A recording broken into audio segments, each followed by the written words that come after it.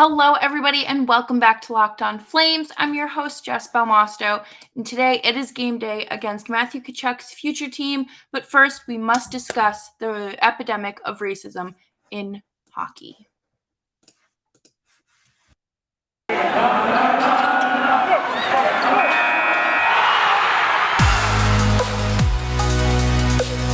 You're Locked On Flames, your daily podcast on the Calgary Flames. Part of the Locked On Podcast Network, your team every day.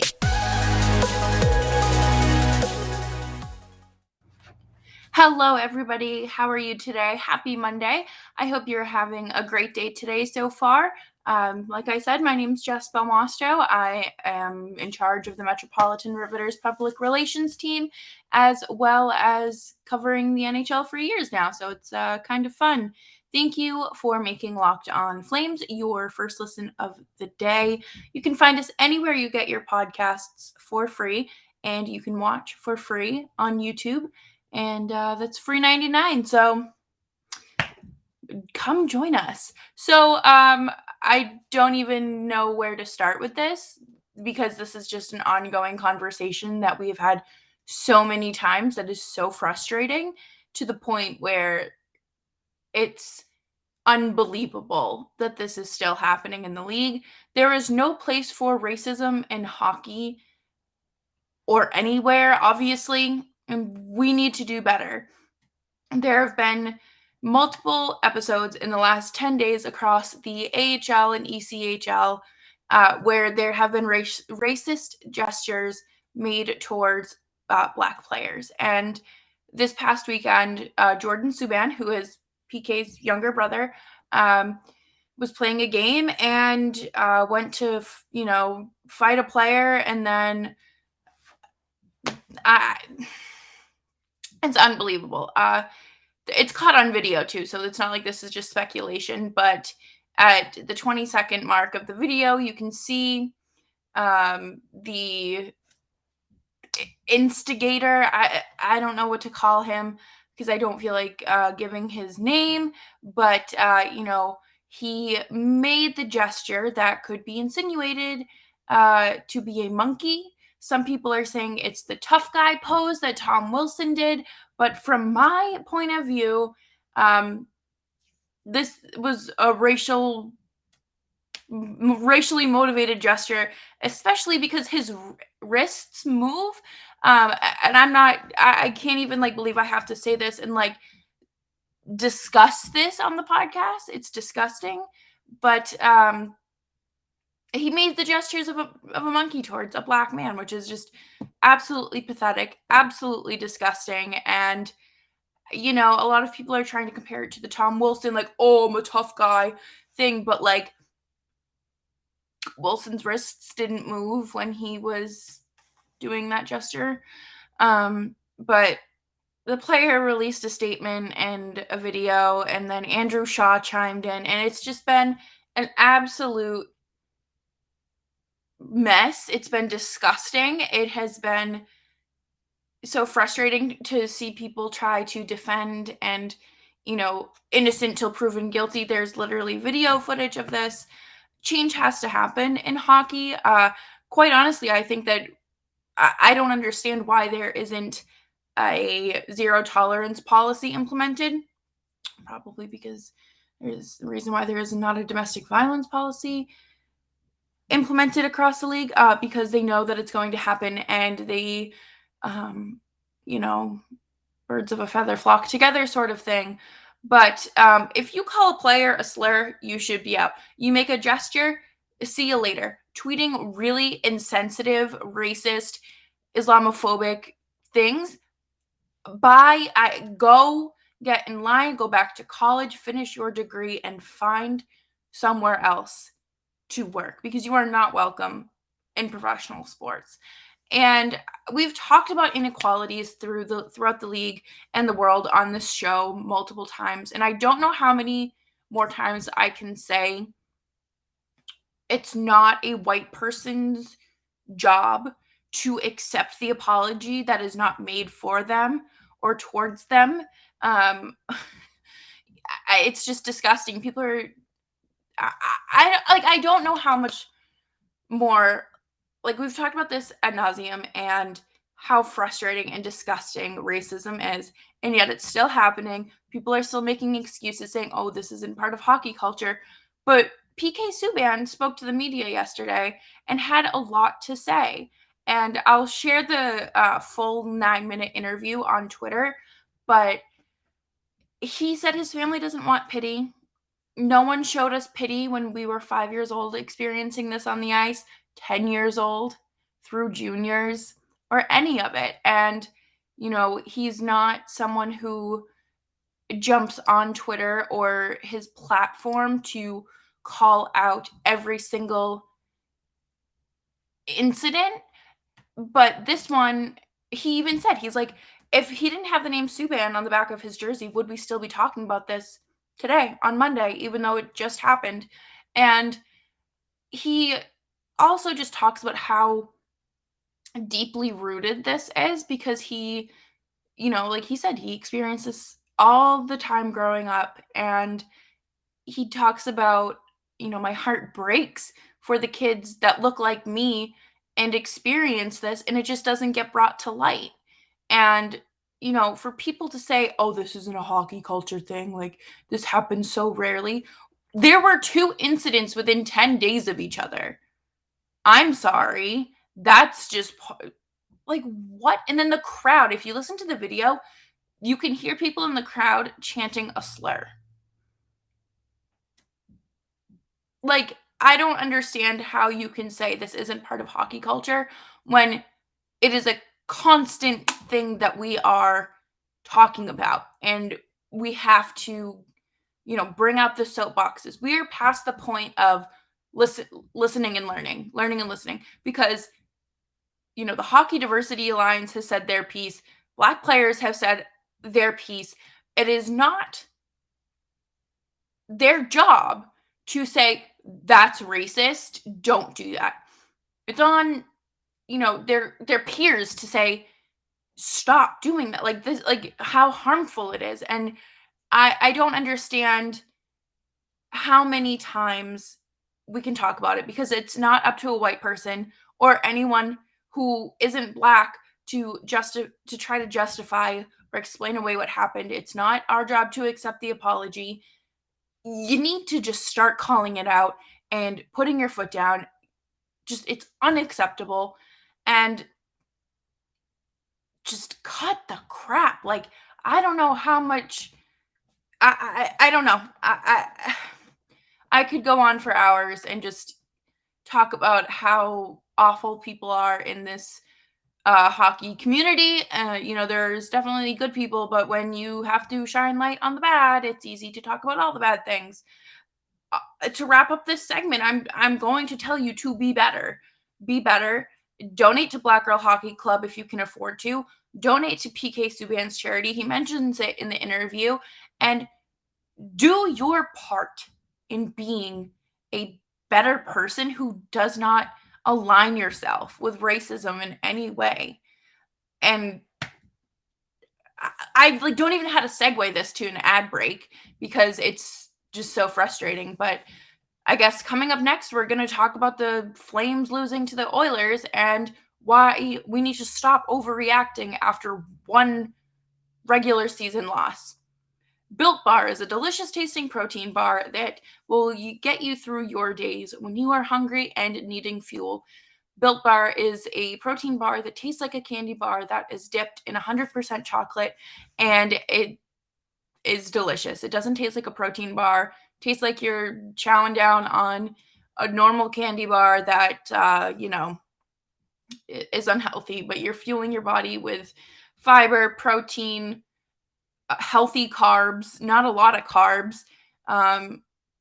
It's keto friendly. I don't know how much more you can ask for in a protein bar, but they have a wide variety of flavors, and they oftentimes have their limited time flavors that you can get when you go to built.com and use promo code LOCKED15 for 15% off of your order at built.com. Promo code LOCKED15. Thank you so much for tuning into today's episode of Locked On Flames. Make sure that you are following me on Twitter at Jess Belmosto. The amount of people that have been overreacting to Saturday night's loss against the Oilers is so unnecessary.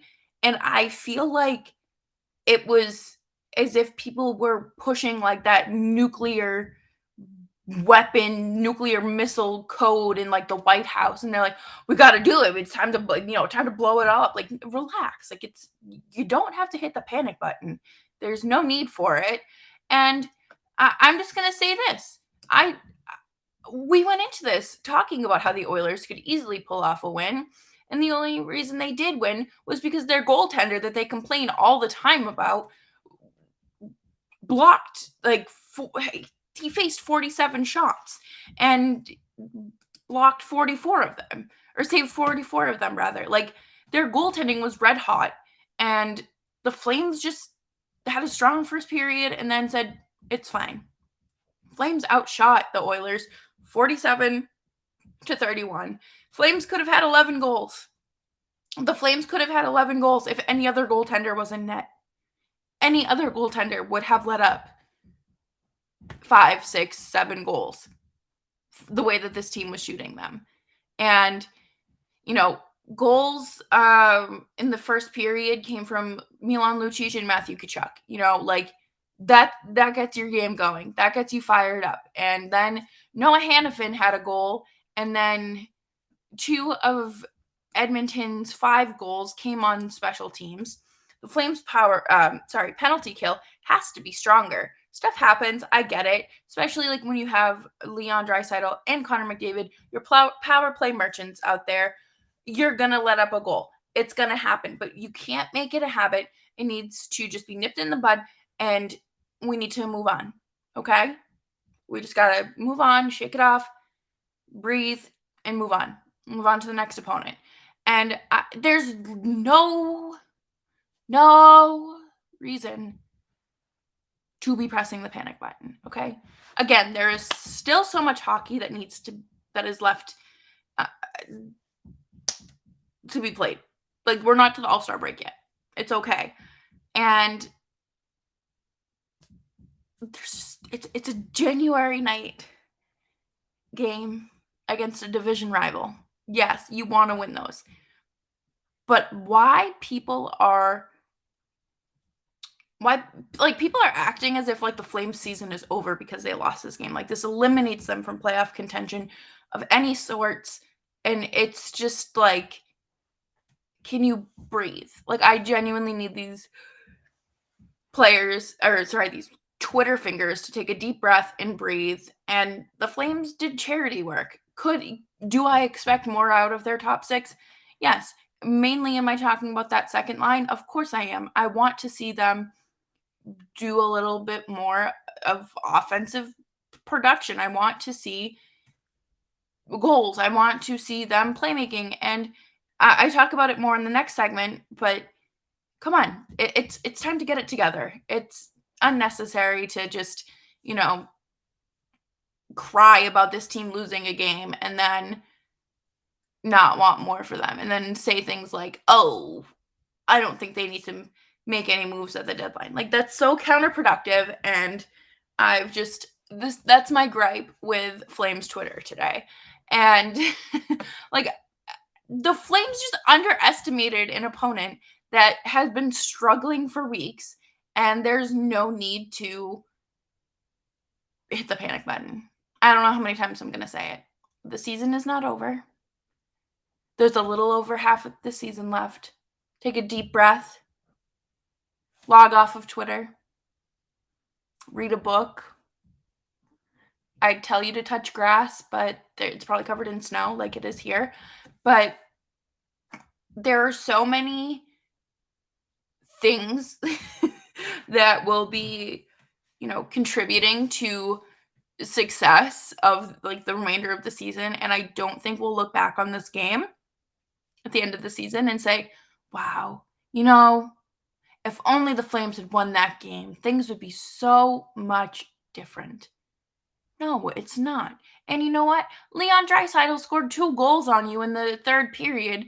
Like, what are you supposed to do? You can't there are players who can defend him and whatnot, but, like, not the Flames, apparently, not Saturday night, and I hope that things obviously change in that aspect, especially where you're gonna have to play them a little bit more this season, but it's not the end of the world. I don't think Connor McDavid scored. I don't think he scored. So, at least he did that right. And the fact that the Flames had almost 50 shots on goal is absurd. Like, why don't people, like, focus on the positive? Your goaltender looked fantastic. You had a strong first period. Your secondary scoring came in clutch. And your offense was booming. 47 shots, like, that do you remember when the Canucks had, like, 40 shots on goal in the first period one game last year? Do you remember that? I truly was traumatized by that game. I think a lot of us were kind of like, "Oh my god, do I still wanna cover this team after watching that?" And the team has come wavelengths, miles, more than miles. I don't know, worlds in comparison to what we saw from them there. And yes, a loss is tough, but think of how far this team has come since Daryl Sutter has come to take over, and just how far certain players have come since this season has started. Okay? I think that that is very important to remember and reflect on. Yes, it's so much easier to see the negative, but there's a lot of things that we can be proud of and, pat the team on the back for instead of losing our minds. So, again, there's a little over a half a season left. Let's breathe. Reconvene tonight at puck drop. It's that easy. And do you know what else is easy? Using BetOnline AG to bet on your favorite sports teams. Head on over to BetOnline AG today to check out their newly redesigned website. And you can use your phone, your tablet, your iPad, your computer, whatever you decide to place your bets. And they have everything you need down to live updates, props, lines, whatever it is you need in order to bet on your favorite teams. So head on over to BetOnline AG today, sign up for your free account, make that first deposit, and use promo code Locked On for that 50% welcome bonus. Easy peasy lemon squeezy. You can bet on your favorite games. They have Vegas casino games. They have reality TV, politics, you name it. And they're offering you a 50% welcome bonus when you sign up, make that first deposit, and use promo code Locked On. The St. Louis Blues roll into town today as they are red hot, winning 6 of their last 7, and why I think the Flames can beat them. I hate this team so much. I hate the Blues. They give me so many reasons to hate this team. And someday down the line, when they sign Matthew Tkachuk for his homecoming, I will loathe them even more. But because they beat my Bruins in the 2019, I almost said Winter Classic. Nope. Stanley Cup Final. I just hate them. And then they said, "Hey, Torrey Krug, we're going to take you." No. But, they're playing the second half of a back-to-back after playing Vancouver Sunday. And like I mentioned, they have won 6 of their last 7. I didn't realize that they were second in the Central Division, right behind Colorado. So they're doing all right. They're doing okay. The Flames staff has Tarasenko as a player to watch. And do you guys remember over the summer when Tarasenko was like, "I don't trust this team and this medical team. They've botched like 2 of my surgeries and I'll never be the same." So we all thought he was going to, also be on trade watch and sit out until he was traded. No, this man has a 13-game point streak and had a multi-point game against the Canucks. So, Yeah, you should be watching him. He is one of my favorite players to watch because of just how like nasty he is. And I'm scared. Maybe they should just like bench him for tonight. No, I'm just kidding. They would never do that. But Jordan Binnington is more than likely going to get the start tonight, and he has not played in 9 days. He is 11-8-3 on the season with a .906 save percentage and a goals against average above 3. And from the highlights that I have seen, this is what fills me with joy. The highlights that I have seen of Binnington are so bad.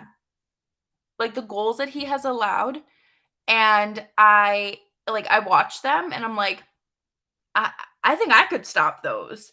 And that's not like me saying, "Oh, I'm so much better than him," but he makes David Riddick look like a Vezina Trophy winner. And we used to cry about Riddick letting in like soft rebounds or goals, like these super soft goals. Bennington just runs a clinic on that, and it's really embarrassing. Like, I get secondhand embarrassment from watching it.